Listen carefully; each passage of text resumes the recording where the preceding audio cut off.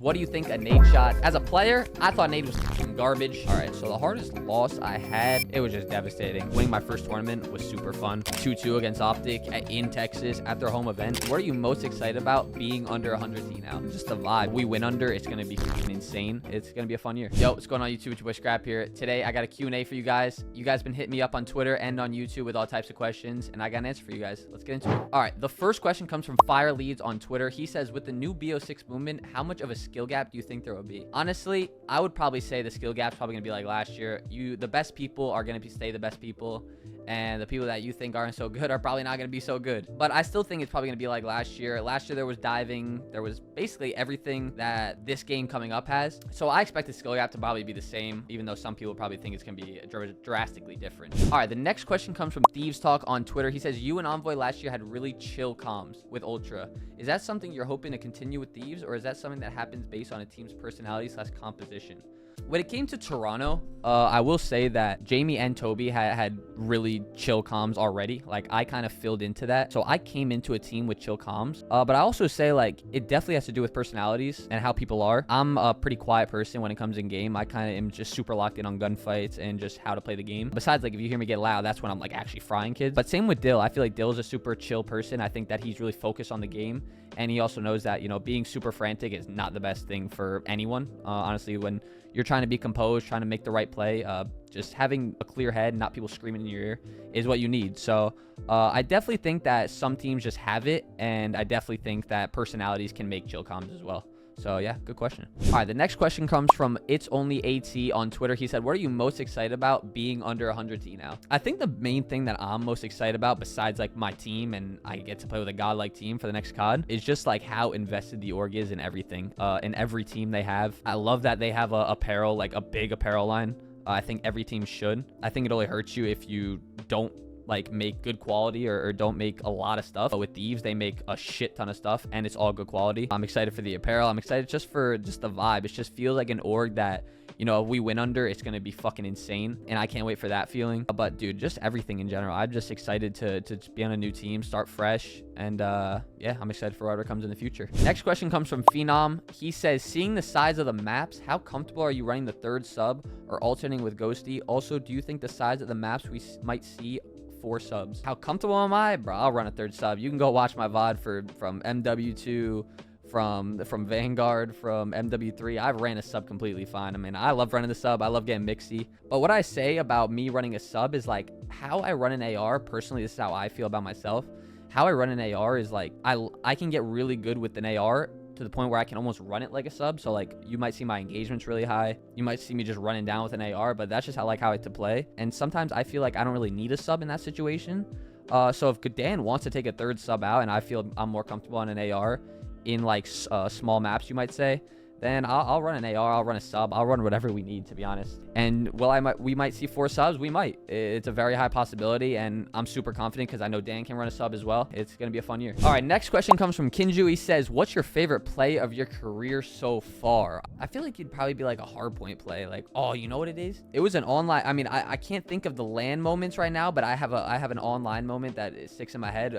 We played Thieves on Embassy Hardpoint, and I was just like, first map I had like 43 or something, and then like the 4th map HP I had like 38, and I was just doing everything with an AR, pulling out a sub, shitting on them. Like, I don't know, favorite play would have to be like a hardpoint moment, because like, bro, when you're just frying in the moment of a hardpoint, like, it's just, there's no better feeling. But I don't know, also clutching S&D rounds, 1v2s, 1v3s, they're also dope. Like, you get a lot of dope from that as well. So I don't know, bro. That's a really good question. The next question comes from Reckless Trey on Twitter as well. He says, as a team of players that could care less about public perception, what's the negative to streaming scrims? Even with no comms, it would be a great way to grow the brand of players. I totally agree with you.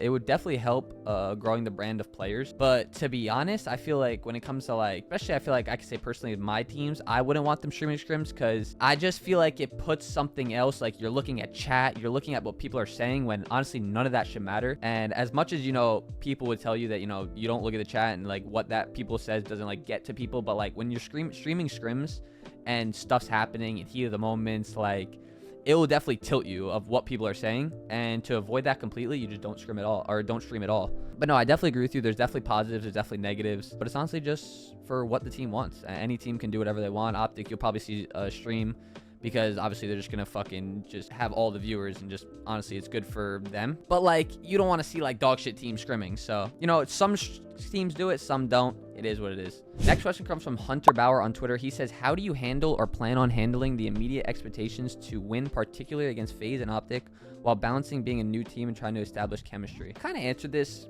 I mean, not the same exact question, but similar question on the podcast that we did. I mean, bro, we have expectations on ourselves. I know, like, maybe the public, the team, you know, Matt, Nade probably has expectations for us to win, but we have that on ourselves already. You know, I put personal pressure on myself because, bro, I don't want to lose. Who the fuck wants to go out there and lose? I want to go out in every tournament and dominate every single tournament. So as long as we're just focused on ourselves, focused on building our chemistry, our teamwork, like you said, I think we're going to be just fine. I think we all know that we all have the individual talent to beat those top teams. It showed before, you know, Paco's a fucking world champ. He shit on everyone 2 years ago and last year. Dan just started coming up with a good roster, and he was putting some dominant teams down. I mean, he fucking shit on us. So I just think we're ready to play. We're ready to play against anyone, no matter who it is, and we just got to focus on ourselves. All right, next question comes from It's Classy on Twitter. He said, what are the hardest loss you had and greatest win? All right, so the hardest loss I had probably was Champs Finals. I mean, it wasn't close, but just being there and like having the chance to win a world championship, like, it was just devastating. And the greatest win I had, I don't know, beating FaZe this year at Major 3, that was a really good win. Winning my first tournament was also kind of the crazy, like, it was just like a good, like a gritty finals. 2-2 against Optic in Texas at their home event. We go down 4-1 in the S&D, 5th map, kind of like a dagger map, and we come back and win like 6-4 or something like that. Or no, I think we win 5-5. So I would say winning my first tournament was super fun. It was just like a crazy series, and to just come out with the win was just an insane feeling. So I would say those two. Last question comes from Spitz on Twitter. He says, what do you think a nade shot? As a player, I thought nade was fucking garbage, but nah, but realistically, like, Matt's a good person. I love that he's super invested in the team. I love that he's gonna be watching all year long, and he's kind of in the community. You know, he's like kind of a streamer and stuff like that. So it's definitely a cool relationship to have with him. But also just outside of like cameras, outside of the game, he's just a cool ass person. He's just a regular dude with a fucking kid and a wife, and he's just living life. So nah, I fuck with nade heavy. I'm super excited to play for him. Honestly, for me to win, he is like the one person I want to win for the most. Like, I just want to see the face of us winning a tournament on his face, and it's gonna be a great one. So shout out Matt, my guy. Appreciate him tuning into the videos. Appreciate him tuning into the stream. The season starts soon, bro. The season comes out in 7 days. It's the 18th right now of October. I'm moving about 5 days. And yeah, man, season's around the corner. It's gonna be a fun one. We have a fucking dominant team. Hope you guys follow the streams, follow the YouTube, whatever, subscribe, whatever it's called. And yeah, see you in the next one. Peace.